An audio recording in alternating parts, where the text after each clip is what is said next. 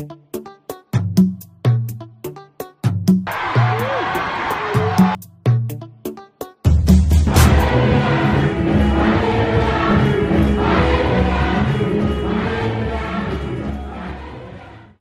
à tous, une nouvelle journée commence aujourd'hui et donc je vais vous raconter un peu ce qui nous est arrivé hier soir parce que c'était quand même assez marrant. Je suis revenue un peu plus tard à la chambre pendant que Rémi dormait déjà. Je rentre dans la chambre les gars, il y avait un cafard énorme comme ça, je rigole pas, vous voyez par rapport à ma tronche. Et il courait vite et là, je vois le cafard, au début je voulais pas faire de bruit pour pas réveiller Rémi. Et puis au final j'ai fait ah cafard. Il était tellement grand.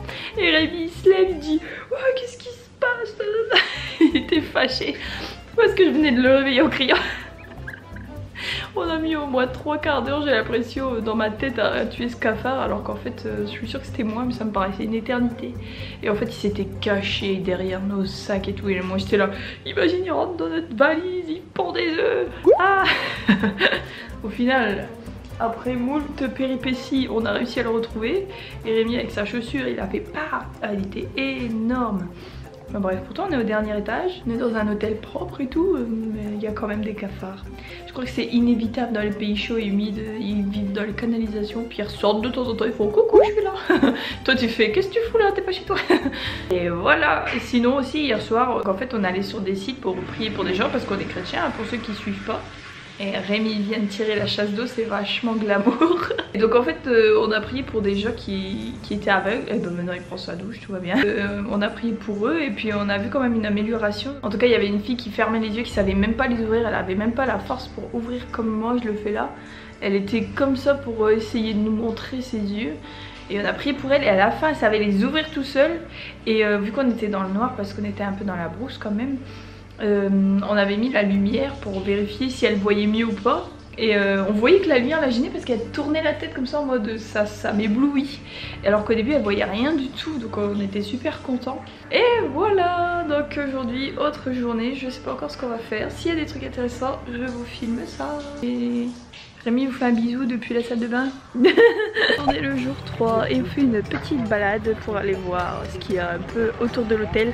Alors c'est là qu'on se rend compte que notre hôtel c'est le luxe ici franchement. Parce que quand on voit les familles ce qu'ils ont, c'est pas top top top. Oh, un bébé poulet. Ici il se balade comme ça. Bon, je vous présente un rond-point. Et là on est entouré de champs de maïs. Donc vous avez les copains missionnaires avec nous. On visite un peu quoi. Et c'est vraiment de la poussière par terre. Qu'est-ce qu'il fait? Donc là ouais, tout ça c'est des champs de maïs qui ont déjà donné. Des fois on entend des bruits dans les buissons. J'espère que c'est des poulets. Et pas autre chose.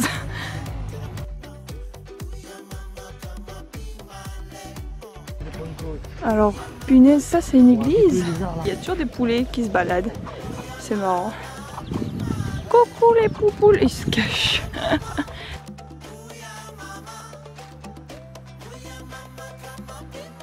On a des gens qui nous suivent. Mais coucou. On va voir. 1, 2, 3, on bouge plus.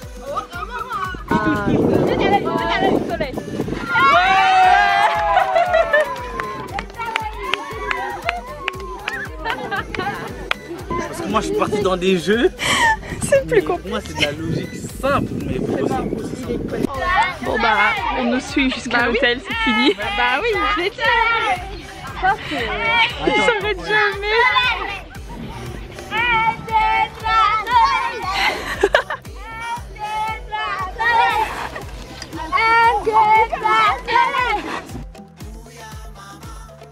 De retour à l'hôtel. Donc vous voyez là-bas au bout il y a l'arbre, le gros arbre au milieu. C'est là où on était tout à l'heure. En fait on est allé dans le village là-bas. Derrière. On a fait un tour comme ça. Puis on est revenu par la route. Et il fait chaud.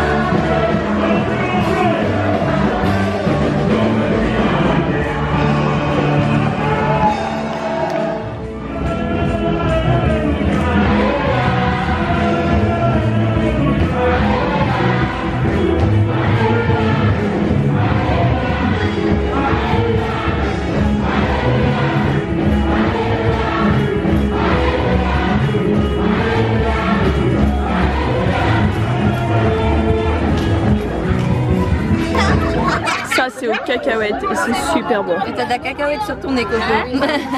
Fallait me le dire avant. Eh, vous rigolez, vous dites rien, hein.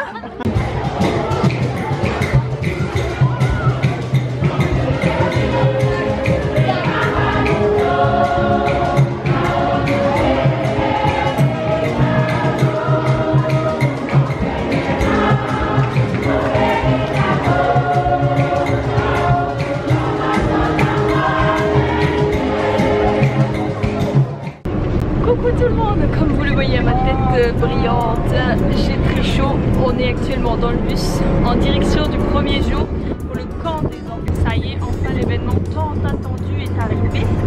Et donc c'est maintenant que tout va commencer. Jusqu'à présent, j'ai pu beaucoup filmer parce que ce n'est pas très intéressant pour vous. On suivait une conférence que notre pasteur animait et donc on venait le soutenir, mais pour vous ce n'est pas très intéressant à regarder. Vous avez le droit devant vous, c'est pour moi. On fait les 100 pas pour être sûr qu'on n'ait rien oublié.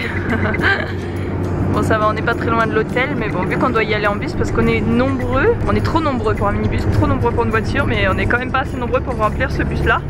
Sinon on a eu la joie de découvrir que dans notre bus il y a des cafards qui se baladent de temps en temps. Bienvenue au Bénin.